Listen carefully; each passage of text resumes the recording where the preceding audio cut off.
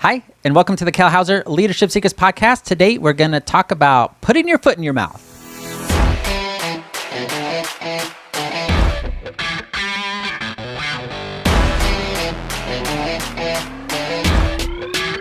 Hello, everybody, and welcome to the Kale Houser Leadership Secrets podcast. My name is Kale Houser. Thank you for joining me today. Have you ever said something, and I'm assuming it's probably not just me, but have you ever said something that was so wrong in the sense of you were completely unaware of the situation, you were unaware of the impact that your words were going to have, that you did the proverbial foot in the mouth with your words, with a comment that you made, with an opinion that you shared, with a question that you asked, being so totally disconnected from the background or the story or the implications of whatever it was you're talking about, that you just stuck your foot right in it, right in your mouth. And I will say few things are as embarrassing, few things are as just cause shame as something like that, especially when you've hurt somebody else. And usually the implication with this, this concept of sticking your foot in your mouth is you've insulted somebody else by your careless words, by your not understanding the situation. You've insulted them by some action that maybe they had just done that you were making fun of. Like all those types of things, by this concept of sticking your foot in your mouth, you have caused harm or hurt feelings and insulted some other person that you did not intend to. And that's also the other side of the assumption is this is not intentional, right? Because there's a difference between you're just being mean or uncaring versus you say something that is just unthoughtful or lacks context. And this absolutely happened to me, and it haunts me. I probably think about this event maybe at least once a month, if not more than that, but often enough that it still kind of haunts me a little bit. I haven't. More as a reminder than anything, but it still causes me embarrassment to this day. And I will confess I'm being, a little trusting of you and my vulnerability as I share this with you, because it is one of my absolute greatest regrets, even though it cost me nothing. It made no impact to my career. It made no impact to me financially. Like there were no tangible outcomes or negatives from the event and my carelessness, but it absolutely dinged my character in my own mind and in my own heart by being so thoughtless and careless and unaware of the situation. So as we go back a couple years, I'm a fairly new officer in the Air Force, and we were the Air Force did this program called ASBC, Air and Space Basic Course. It was one of those where they realized, like, okay, we've got all these young officers that commission. They either came out of ROTC or they went to OTS or some commissioning source. And there's a gap between that school, right? Because it's a legit school and a training environment. And then they don't go to another formal school as an officer in the Air Force until SOS, which is Squadron Officer School, and you don't go to that until you're a captain. So that's 4 to 5 to 6 years later. So there's this gap of formal education for young officers for their ability to, essentially run through what it's like to be an officer, to run through real-time scenarios and all these types of things. So the Air Force developed this ASBC, Air and Space Basic Course, they called it. But really, it was just a get-together of all these lieutenants that were, young. And most lieutenants are, college graduates. They're 24, 25, 26 years old. I was on a little bit of the older end because I had, previously enlisted and all those types of things. So we're down here in Alabama at this school, and I don't want to say it was like 6 weeks. And in Alabama as well, where they do all of the officer training, there's another smaller base, an annex base that does the senior NCO academy. So that's the master sergeants, senior master sergeants go to this academy, and that's kind of one of their formal education courses.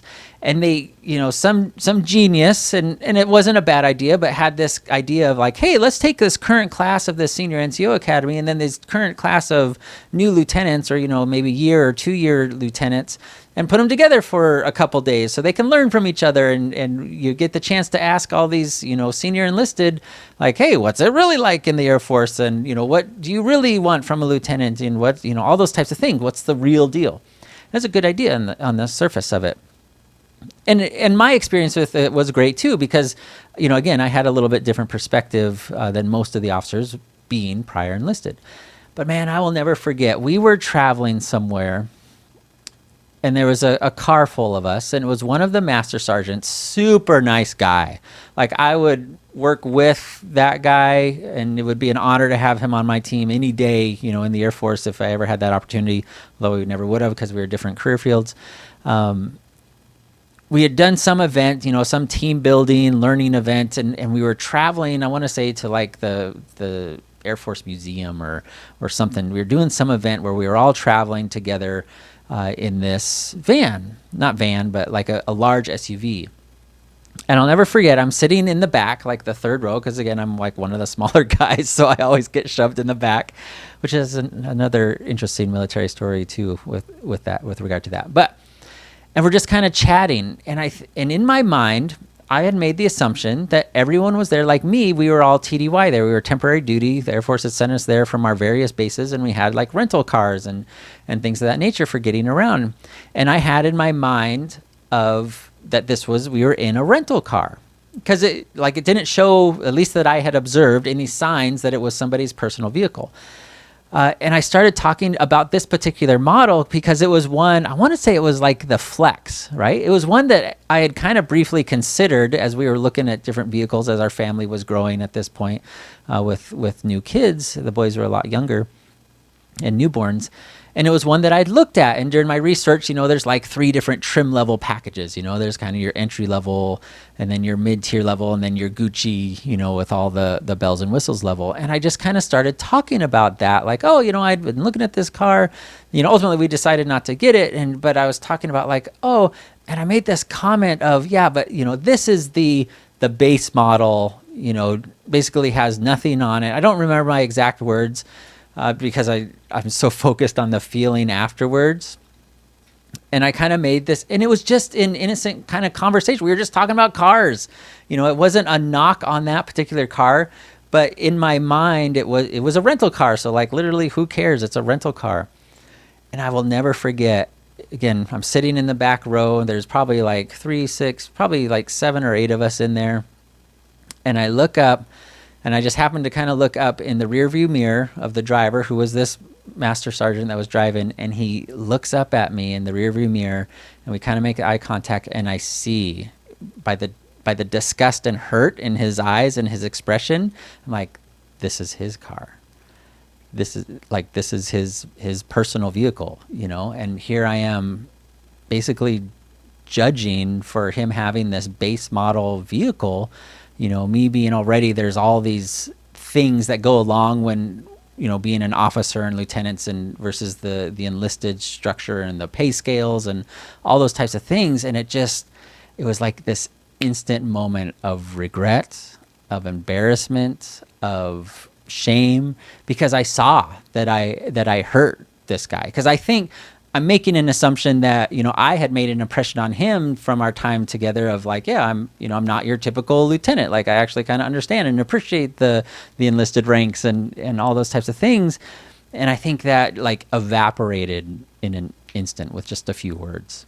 And like I said, I can still see those eyes in that rearview mirror as they looked at me with this, not betrayal or anything like that, but definitely hurt and kind of like disappointment. And this was coming from somebody that I had grown to respect in that short time that we were together, by virtue of his rank and his experiences that he'd had in the Air Force and all those types of things. And it was one of those like just boom, foot right in the mouth, and it was unintentional. It was out of I can honestly say kind of pure innocence of just discussing cars, as we were wont to do. But it still kind of sticks with me to this day because it caused that hurt, because it caused that insult to this other person that I had admired and respected. And I want to talk to you about that in the sense of, you may have a moment that's similar in nature to to that for you, where you've had that event? And how is that affecting your other relationships? How is that affecting how you interpret, and decide what to say, what to talk about, and your awareness of your surroundings? I'll say for me, it heightened my awareness of my surroundings, particularly in like a social setting. And I'm more guarded in the words I use, the topics I choose to discuss, the topics I choose to give my opinion on, all those types of things, because I will say I'm gun shy. I'm gun shy of making that kind of mistake again, to where I inadvertently insult somebody. And this happens all the time. And again, to my shame, it was one of those, I was so embarrassed. And I think this was probably the last day that we were together.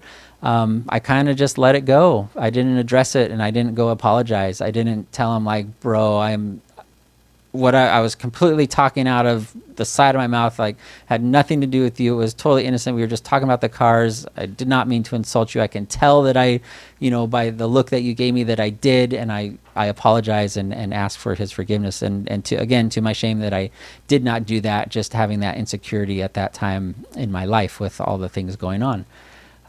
So from that perspective, if you find yourself in that situation and you have made that mistake, absolutely acknowledge it. Absolutely go to that person and ask for their forgiveness. Not to justify yourself or try to explain it, just admit the mistake. Like, I'm so sorry that I said that. I'm so sorry that I did that. That was insensitive. It was unthoughtful. I did not realize that this was the situation going on, and I was making these comments that I had no business making. Or at minimums, that was never my intention to attack you that way or insult you or hurt you that way. Because having done that, had I done that, it would have completely changed the last many years of my life, as far as kind of reconciling that in my heart and in my mind of how I move forward in those similar type of situations, versus being so guarded and having it such a raw point in my life and in my young officer experience. So that's something, like I said, I'm embarrassed about it. It's something I'm not proud of. It's something that I carry with me a lot, and hopefully to my betterment, in the form of I'm more aware and sensitive and caring about the people around me and the situations and the topics that we talk about, all those types of things. Because legitimately, we don't ever know what's going on with other people, but there are methods to have conversations without tipping into those waters of potential danger and just not realizing what you're saying and how it could hurt or insult other people. Try to avoid that if you can at all possible. But don't be so guarded that you're afraid to talk about anything, right? Just kind of pick up on those cues and kind of take a step back for a second and realize the situation that you're in. That little bit of awareness will save you tons, right? And it's also having to do with kind of thinking, second and third order effects, and that's a good practice to get in as well. All right, everybody, do your best. Keep your foot out of your mouth, but when you do, own it, apologize, ask for forgiveness if you need to, and don't let it affect you long term. As far as learn from it is what I'm saying is the point of it. All right, thanks again for listening. Have a fantastic afternoon, no matter where you're at in the world. Bye.